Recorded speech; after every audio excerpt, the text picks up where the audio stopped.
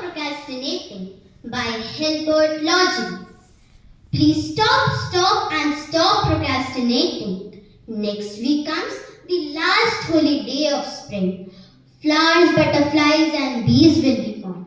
Time is running as wild as a wild anon, being pursued by a ravenous, angry lion. Now is the time to move to take action. Friend, later or tomorrow does not belong to anybody on the earth. Do not take too long. Do it now. Otherwise, you are done. It's too late.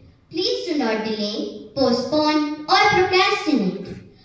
God will not change the time or the date, or the train will neither wait nor come back to pick you up. Be careful. The massive rock is in the air unless you wish to be a flat plate.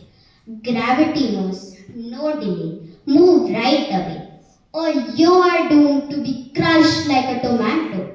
Be alert. Don't walk like a mammoth potato or Mr. Roma. Don't move as slow as a plane. Do it now. Otherwise, it's too damn late. Please do not delay, postpone, or procrastinate. Thank you.